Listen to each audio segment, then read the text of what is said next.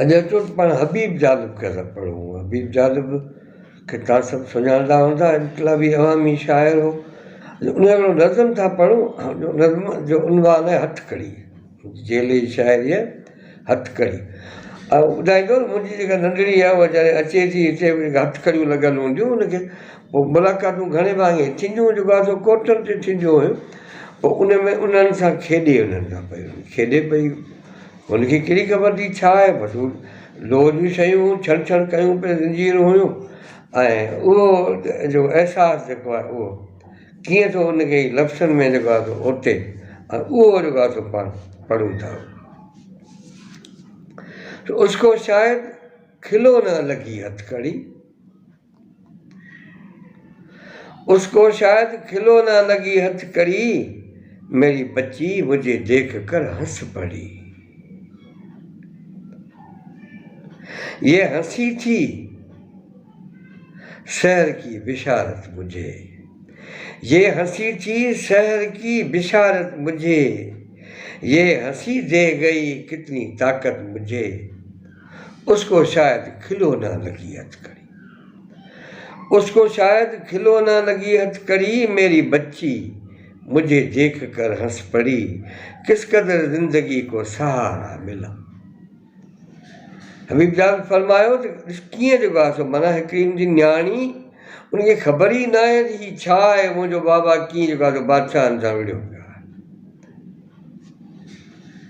चई किस कदर जिंदगी को सहारा मिला, एक ताबिंदा कल का इशारा मिला, किस कदर जिंदगी को सहारा मिला, एक ताबिंदा कल का इशारा मिला, उसको शायद खिलो न लगी हथकड़ी, मेरी बच्ची मुझे देख के हंस पड़ी। ऐं इन ई कैफ़ियत में उनजो ॿियो हिकिड़ो नज़्म आहे, ऐं जंहिंजो जेको आहे उनवान ई इहो आहे त नन्ही जा सो जा। पोइ इहा ई उन्हनि जी दौलत, उनजा ॿचिड़ा ई उन्हनि जी दौलत हूंदा आहिनि, जिन खे ॾिसंदा बि पिया आहिनि, हुकुमराननि सां विढ़ंदा बि पिया आहिनि उन्हनि सां।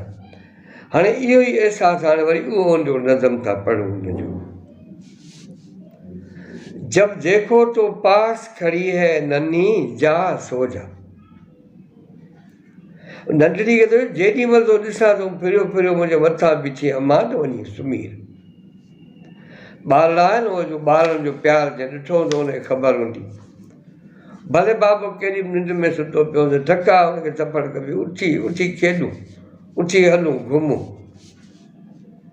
जब देखो तो पास खड़ी है नन्ही जा सो जा, तुझे बुलाती है सपनों की नगरी जा सो जा।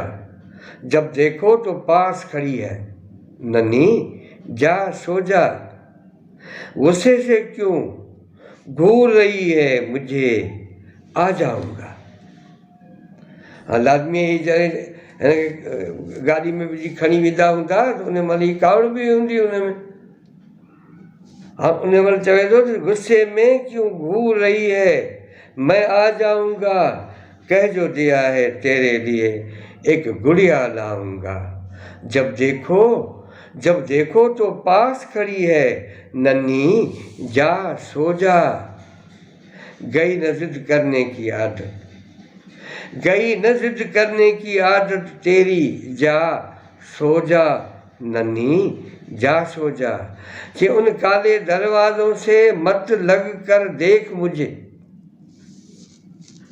वो जेल जा दरवाजा कारा वॾा जेको आहे आसमान जेॾा, उन्हनि मां वरी उन्हनि खे लिया पाए वरी उन्हनि खे ॾिसे पई। ख़ुदि हीअ मुलाक़ात जेको आहे धीउ जी ऐं पीउ जी बि हिकिड़ी वॾी हिकिड़ी आर्ट फिल्म। हबीब जालिब ऐं सम्झा दुनिया जा जेके वॾा शाइर, उन्हनि शाइरनि मज़ा, पर असांजो ऐं सम्झा थो जेके इनकलाबी जेके शाइर, जेके अवामी शाइर, उन्हनि जो तारीफ़ जेको आहे सो असुलु इहो आहे त उहे ज़ालिमनि जे ख़िलाफ़ु सदाईं विढ़िया। ज़ालिम हुकूमतूं, ज़ालिम हुकुमरान हर दौर जे हुकुमरान सां न ठहिया, कंहिंसां बि न ठहिया। पोइ 4 ॾींहं खणी कंहिंसां गॾु बि रहिया पर ठहिया कंहिंसां कोन। ऐं हबीब ज़ालिब भुट्टे साहिब जो दौर बि ॾिठो, याहिया जो दौर बि ॾिठो, अयूब जो दौर बि ॾिठो, ऐं भुट्टे साहिब ताईं बेनज़ीर ताईं ऐं सभिनी खे ॾिठो आहे। पर हुननि जो वॾो मान बि कयो, ऐं पर हू कॾहिं बि जेको आहे सो विकाणो कोन, कॾहिं बि हुननि छानी कंहिंजी कान भरी। त मूं हुनखे प्रेस क्लब कराची में ॿुधो हो शेर पढ़ंदे, हू वॾे आवाज़ में शेर पढ़ंदो हो, जीअं हमद पढ़बी आहे या नात पढ़बी आहे, राग जी बाक़ाइदे छा हुनजो आवाज़ु हो हुनजो।